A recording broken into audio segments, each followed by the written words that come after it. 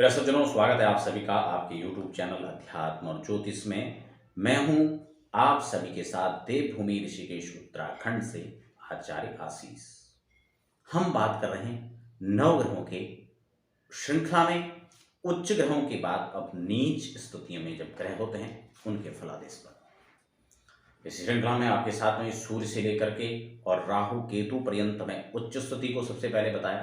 अब नीच स्थिति में सूर्य और चंद्र के बाद अब हम बात करेंगे मंगल की। यानी मंगल यदि आपकी जन्मकालिक कुंडली में नीच के हैं, सबसे पहले तो हमें यह समझना होगा कि ये मंगल नीच का कब होता है। मैं उच्चस्थ जो वीडियो हैं आप उनके लिंक डिस्क्रिप्शन में ले सकते हैं या प्लेलिस्ट में ले सकते हैं और वहां से आप चेक कर सकते हैं। वहां पर मैंने विशेषकर थोड़ा विस्तार से उनके बारे में चर्चा किया है और व्हाइट बोर्ड में आपको समझाने का भरपूर प्रयास किया है।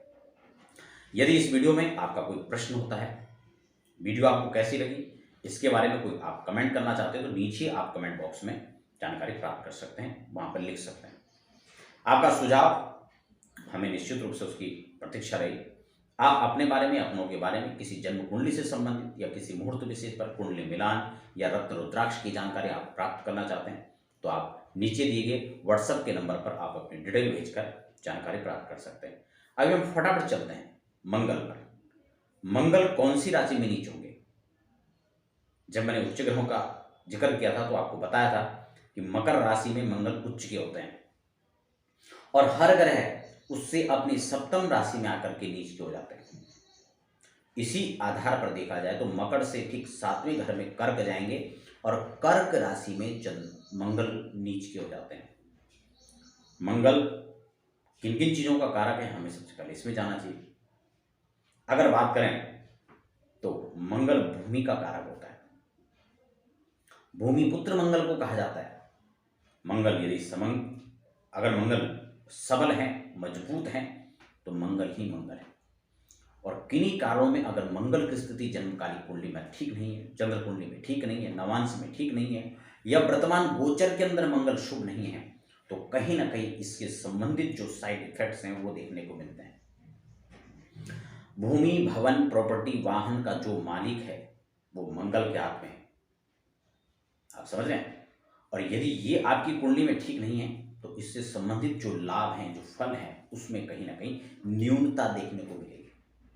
इसी के साथ एक चीज और भी है, ये कुंडली विश्लेषण का विषय हो सकता है कि कौन से भाव में मंगल नीच के होके बैठे हुए हैं, किसके घर में बैठे हुए हैं और कौन कौन से ग्रह जो है मंगल को देख रहे हैं या मंगल कहां पर मंगल की दृष्टि है, ये सभी चीज भी कुंडली विश्लेषण में विचारनी होती है।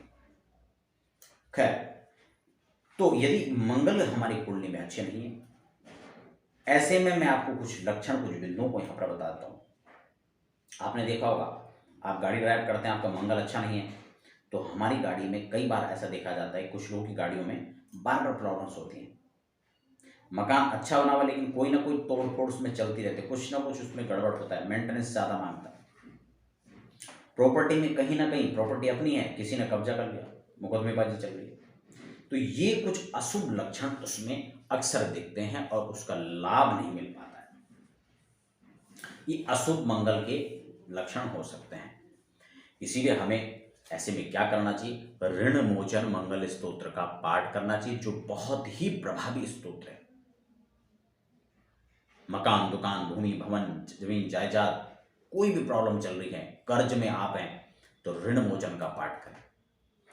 वैसे मैं आपको मंगल से संबंधित उपाय ही नहीं बल्कि पूरे 9 ग्रहों के सरल समाधान की वीडियो आप अध्यात्म और ज्योतिष के डिस्क्रिप्शन में आप चेक कर सकते हैं, प्लेलिस्ट में चेक कर सकते हैं, वहां पर आपको इसकी संपूर्ण वीडियोस मिलेंगी, वहां पर पूरी प्रामाणिक जानकारी आपको दी जाएगी, इसलिए आप वहां पर जाकर देख सकते हैं। लेकिन फिलहाल मैंने इस एपिसोड में आपको बताया मंगल का मुख्य और सरल उपाय।